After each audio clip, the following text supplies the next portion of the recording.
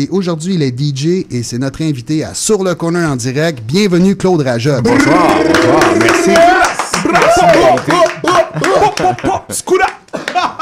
Mais est-ce que j'ai pas de casquette ni de sucre, par exemple? Il n'y a pas de problème. On peut t'en trouver une si c'est ça qui te fait plaisir. Non.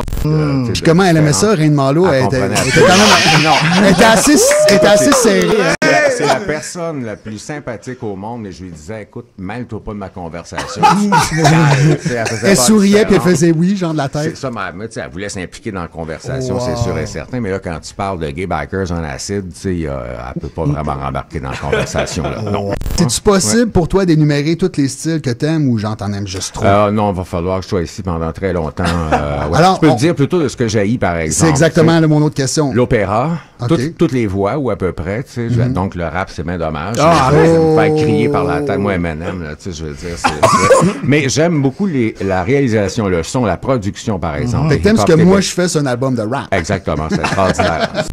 Je crois que les artistes québécois, ils ont beaucoup de misère avec la critique versus, comme tu dis, je pense les qu'on est dans Anglais. un petit village un peu, hein. Okay. C'est ça. C'est pas comme quand t'es aux États-Unis, tu critiques à New York, tu critiques quelqu'un de Los Angeles que tu rencontreras jamais de ta vie. Ça, c'est vrai. Ou en Angleterre, tu sais, là, ouais. En fait, un gars comme Claude Rajotte, c'est évidemment, ça a une collection de musique. À quoi ça ressemble? T'as-tu encore des unités physiques, genre des vinyles, des CD? Tu es malade, c'est full.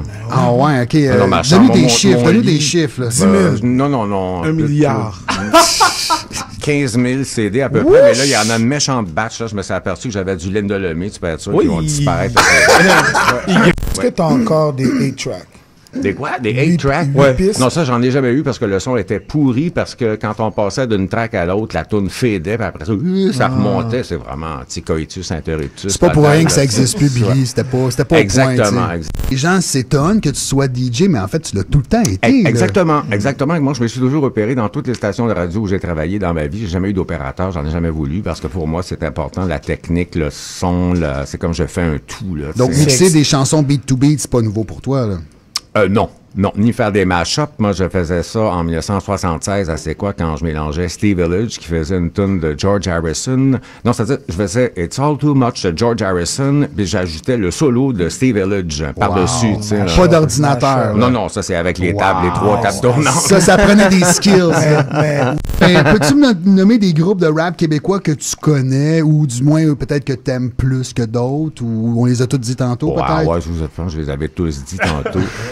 Juste savoir qu'est-ce que vous pensez d'MC Solar en 2000. Son nouveau? Ouais. Ah non, son dernier, j'ai pas écouté. C'était moins pire que les autres nouveaux. Là. On dirait qu'il est revenu sur une bonne voie. C'est sûr, ça sera jamais ses classiques, ses 2 premiers albums. Mais, le premier extrait était intéressant. C'est lequel? Moi, en fait, le premier extrait était vraiment pourri, le beat, et puis après, il s'est repris un petit peu. Là.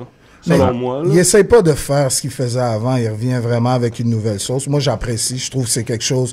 Je trouve qu'il s'est réinventé. Il parle du Québec dans Iowa. Ah ouais? Il nomme le Québec, oui, c'est en ça. bien ou en mal? Il faut juste parler qu'il fait froid, je pense. Parce que j'ai remarqué que sur une compilation du Cimetière des CD, il y avait une chanson d'Yvon Crevé et puis une chanson de Sans Pression. Le Colocasse aussi. Oui, c'est vrai. Ouais, c'était dans les best chansons de l'époque. C'était ton choix ou c'était... Oui, absolument. Les compilations que j'ai sorties, c'était exclusivement mon choix. Mais peut-être Musique Plus t'avait demandé de mettre du rap ou c'était vraiment ton initiative?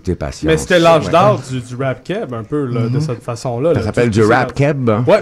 Sauf les bons, par exemple. Le destroy que tu as eu le plus de répercussions pour... Backstreet Boys. Ah ouais! Il y avait même les pauses adolescentes, tu comprends-tu, qui voyaient leur groupe se faire détruire. J'avais mis le disque sur un gros tas de fumier. Ah, pauvre. Et puis, oui, pauvre elle, mais il y avait pas de Facebook. Elle fait partie d'eux autres, c'est pour ça, elle veut pas le dire. Il y avait même un site web anti-Claude Rajotte dont je faisais la promotion. J'ai dit, vous me détestez. Pour toi, c'était comme un accomplissement, hein? C'est juste une blague, sinon, pour moi. Celui dans le lave-vaisselle, c'était-tu Roger Waters? Je me souviens plus. Il y en avait un que t'avais mis dans le lave-vaisselle. J'ai mis mon chat dans le fourneau une fois.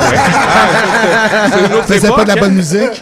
Ça, j'avais eu des plaintes. Ben là, j'ai dit, c'est sûr que je l'ai pas mis à 550, là, tu sais. Non, c'est 200, ça. J'aimerais ça savoir, d'après toi, un style musical il va revenir en mode prochainement, là. Genre, mettons, exemple, le yéyé, là. Il est disparu depuis super longtemps, puis il va revenir. Les modes, ça, je me fous de ça. Moi, ça me passe 1000 pieds par-dessus la Non, mais tête, mettons, tu sens pas un engouement pour un style qui reviendrait. Puis le contraire, un style qui s'en va. Les années 80. Votre gang n'avait rien connu des années 80. Ben oui, moi, je suis dans 70, moi, j'avais genre 10 ans. Moi, d'abord, ça.